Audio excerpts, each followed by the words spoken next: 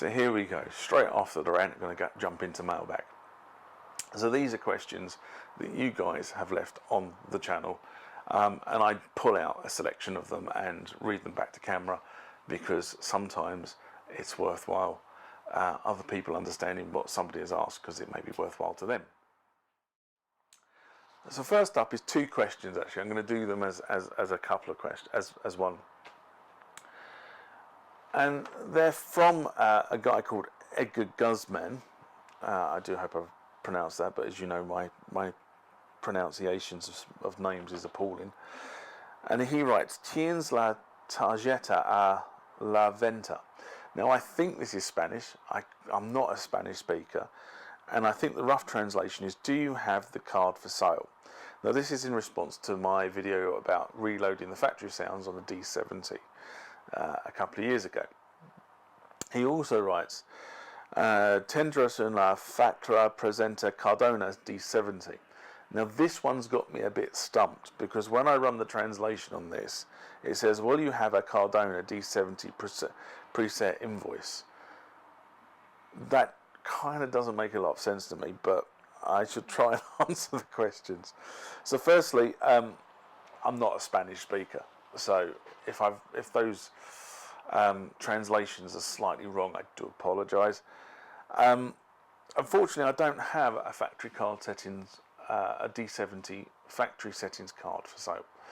I bought mine on eBay probably 2.5 years ago, when I was working with the D-70 a lot, and I needed to get back to factory sounds very quickly. Now, I love the D-70. It's one of my favourite keyboards. I think it's kind of the unsung beast of the D range. Everybody knows what the D-50 could do. The D-10 and the D-20 were sort of known qualities. But in terms of sound and control features, the D-70 is kind of the more functional keyboard for a giggy musician who was going out on the road at the time. The D-50 is a great synthesizer, but it is a synthesizer, and you have to load the sounds in. And you know, if you want to go out on the road and sit and play, the D-70 was a better board in my mind. And I do love my D-70. It's got wonderful Rhodes sound on it. I really do love. Unfortunately, I don't have room for it in the studio at the moment. It is in the studio, but I don't have room for it in the studio, so it's sitting up against the wall. And it's also waiting for me to repair a key on it that somehow broke. Anyway, I bought mine on eBay. I suggest you set up a search on eBay. There are people out there selling cards. I have looked into writing cards for the D-series stuff a couple of times now.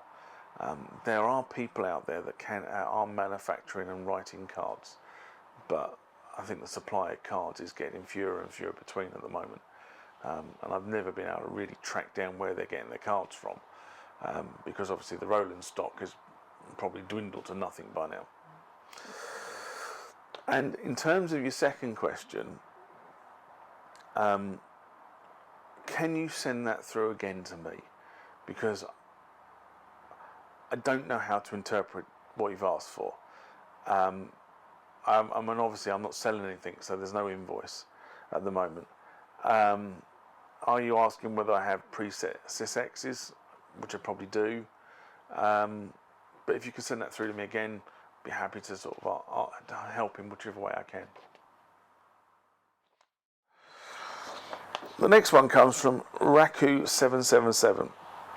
And he writes, "Thanks for this. It was not in the manual. At least it was not obvious." In fact, this was in response to the factory reset on the System-1. And it is in the manual, but it's not where you think it should be. I mean, what Roland did with the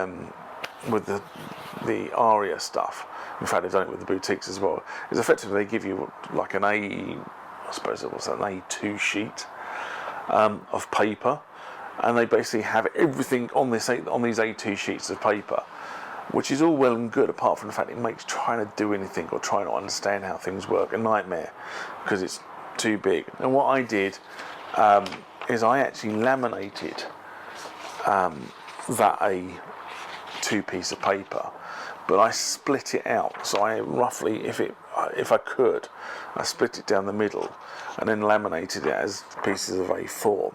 Yes, you do need a magnifying glass to be able to read it, but it is actually far easier to be able to read that when it's in front of you. And as I said, I laminated it so it can get thrown away, and I can underline things in felt pen and rub it off. Doesn't matter. But it is there, and it's under other stuff, and it's right at the end. But thanks for the endorsement. I'm always happy to help on this sort of stuff, which is the reason why I did a lot of those videos about factory resets, because I agree with you, it's not obvious. And this one's from Gary Robinson. Now, Gary Robinson has been a correspondent and comment maker on the channel for a while, and he has been a bit quiet for a while, and I get this message from him. Been wondering why I've not seen your videos for a while. Just checked your channel to find YouTube has unsubscribed me. Not the first time this has happened. Weird. And this was a response to the last mailbag I did, actually, about a week ago. So, firstly, it's kind of worrying that you can just be unsubscribed, but it's not unheard of. So if you're thinking you haven't heard from me for a while, check the subscribe button, because it's possible you have been unsubscribed. I know this happens. I mean, I've never seen it happen to me on YouTube, but I've got friends of mine who've been unsubscribed as friends of mine and friends of other people on Facebook, and they just say, well, I never hit the unsubscribe button, but all of a sudden I'm not seeing any content from the other person. And the reason why is because for some reason they have just been unsubscribed by the Facebook, YouTube algorithm, whatever it happens to be. The thing is about this is, as a creator, we have very little control over the YouTube platform. It provides us with a space to put videos like this on it. And in response for that, we have to give up a number of things to YouTube, like the ability for what adverts run against your content, and whether your content is deemed suitable for certain audiences. And what YouTube do is they have algorithms that run over the content that's submitted to the channel, and they do various things with it. One of them is the performing rights algorithm that sort of, says that somebody else is trying to steal your intellectual property, like I found a few weeks ago when I actually found somebody who had stolen mine completely. So, I'm not surprised, and as I say, we have very little control over YouTube itself. When the algorithm changes, most creators like me are absolutely stumped why their performance figures disappear. Until we work out what's changed within the algorithm, and then you have to make changes to your channel to make those things work. So it's possibly something I've done in recent weeks. I very rarely go through to the subscriber area of my channel and actually look at who's subscribed. That's not because I don't want to, it's just don't have time to. But I do try to answer all your questions as the questions hit the channel. So we sort of try and stay in contact that way. As my American friends would say, unfortunately in this area we just sort of kind of have to suck it and see. So if you think you're not getting content from me, and you should be, check your subscribe button. If you think you're not being notified, check you've clicked the bell icon next to the subscribe button so you get notified about content. If I'm saying that you've been unsubscribed from this channel, you're probably not going to see this anyway, because you've been unsubscribed. But hopefully you'll find your way back. Anyway, that's enough on this one. And the final one.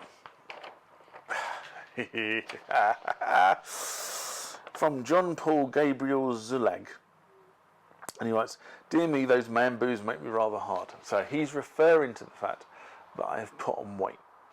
And in this week's rant, I refer to the fact that I have put on weight. And I know I've put on weight. I've put on a hell of a lot of weight around my top area. If you see my legs are still pretty muscly. But around my top area, I have put on weight.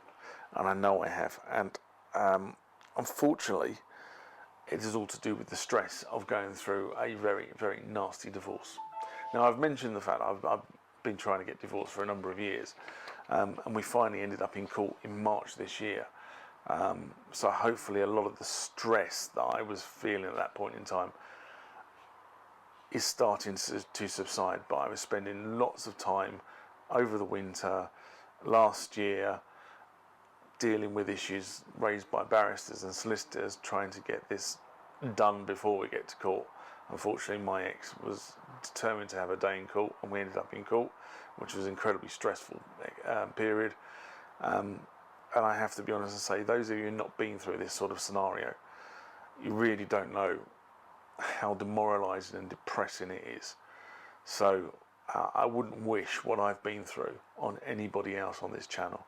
It was horrible, it was nasty, there was lots of mudslinging, and it cost an utter fortune in legal fees, to the point where, because I wasn't driving this, she was driving this, somebody has to turn around and say she needs her bumps reading, because there is no way we should have ended up in court. She should have sat down around a table and dealt this out. We have differences. I would use the word hate against her. I have no feelings for her whatsoever anymore. She burned those a long time ago. But this was a vendetta. It really was a vendetta, and hopefully the judge sees it the right way around. But there we are. So hopefully my man boobs will now improve. I've just started an exercise regime. I've had to start it rather gently because of where I am, and I'm quite a lot out of shape. And hopefully my man boobs will disappear. As my friend said, if I had boobs like you, I'd be very happy. But there you go. Anyway, that's this mailbag done. Remember, hit that like button if you like what you saw. Subscribe to the channel and hit the bell icon to be notified about more rants, more mailbag, more questions and answers, and more videos about this sort of stuff when it's loaded to the channel. Until next time, bye bye.